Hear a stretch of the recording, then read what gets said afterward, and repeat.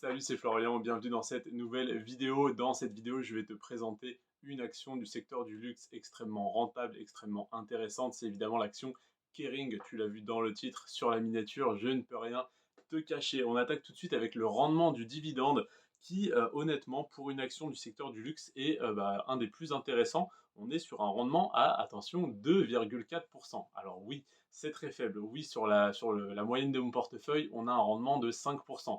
2,4, c'est relativement bas, je te l'accorde. Mais pour le secteur du luxe, on a Christian Dior à 1,6, LVMH à 1,5. Donc Kering 2,4, c'est relativement intéressant. En plus de ça, ça fait 23 ans que le dividende est versé sans interruption, c'est-à-dire depuis 1998-1999, selon s'il compte l'année 2022 ou pas, comme c'est l'année en cours.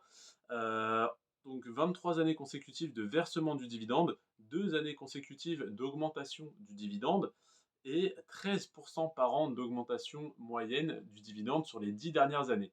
Qu'est-ce que ça veut dire? Ça veut dire que en comparant le dividende de 2021, de 2011 à 2021 ou 2012 à 2022, toujours selon s'ils prennent l'année en cours en compte ou pas, en comparant donc sur ces 10 années-là, en prenant donc admettons le dividende de 2011 et celui de 2021, on constate une augmentation moyenne de 13% par an, c'est-à-dire pas 13% de 2011 à 2021, 13% de 2011 à 2012, 13% de 2012 à 2013, etc., etc. Évidemment, ça n'est pas le cas, c'est une moyenne entre les deux chiffres. Donc, ça n'est pas linéaire comme évolution. Des fois, ça a stagné, ça a baissé, ça a remonté, ça a rebaissé, ça a remonté. Mais en l'occurrence, si on compare juste ces deux chiffres-là, on a plus de 10%, on a 13% d'augmentation moyenne du dividende chaque année, ce qui est très intéressant. En plus de ça, Kering est une très grosse capitalisation. On est sur une entreprise valorisée à 62 milliards d'euros. 62 milliards, c'est énorme. On a une moyenne sur mon portefeuille à 65 milliards, donc on est dans la moyenne, mais on est dans la moyenne de mon portefeuille parce que j'ai sélectionné les plus grosses actions françaises. J'ai analysé les 150 à 200 plus grosses actions françaises et j'ai retenu les 20 meilleures parmi celles-là. Donc voilà pourquoi on se retrouve avec de très très grosses capitalisations.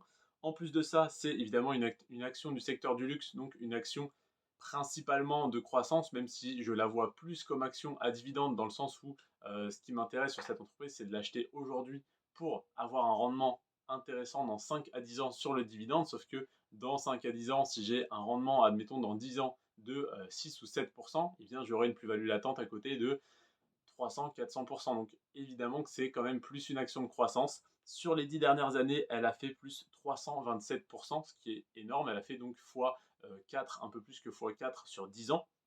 Parce que je te rappelle, x100%, c'est x2. 200% c'est x3, 300% c'est x4, etc. Il y a toujours un décalage, évidemment. Donc là, on est à un plus que x4 en 10 ans, ce qui est énorme.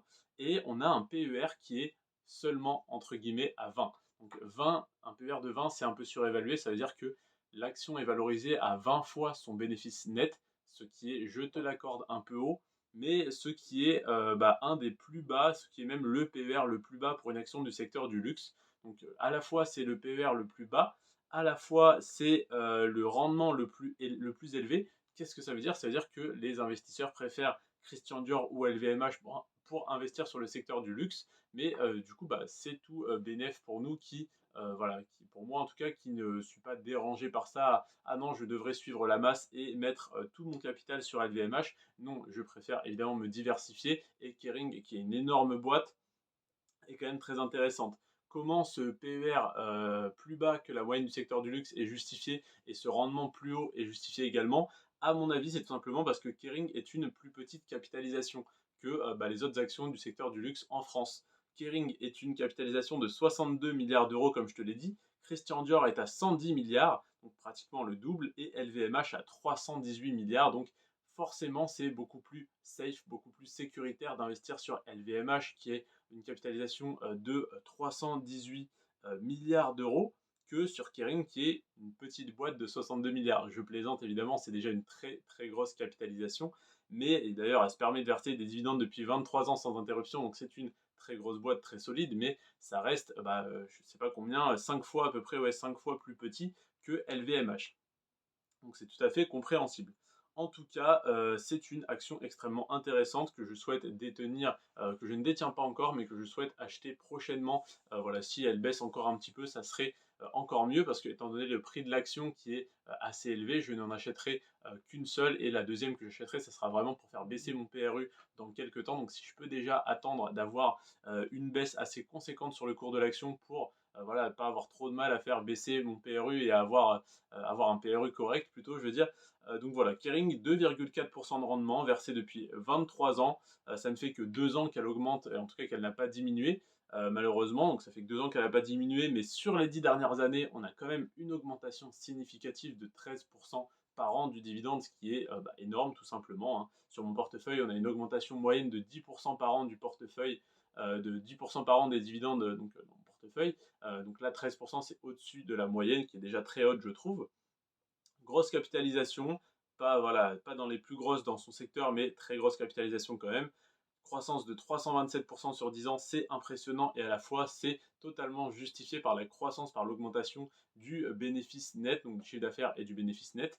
Et le PER à 20, ça reste correct, un PER de 20 pour une action avec une aussi forte croissance et un aussi gros potentiel.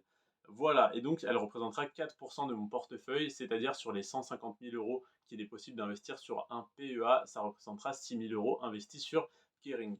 Je te remercie en tout cas d'avoir regardé cette vidéo. N'hésite pas à me donner ton avis en commentaire sur cette entreprise. Voilà, c'est tout pour moi. On se retrouve donc demain pour l'analyse de LVMH, dont je t'ai déjà un petit peu parlé dans cette vidéo. Je te remercie en tout cas d'être resté jusqu'à la fin de celle-ci. Sur ce, prends soin de toi et de tes finances et à demain 20 h. Ciao.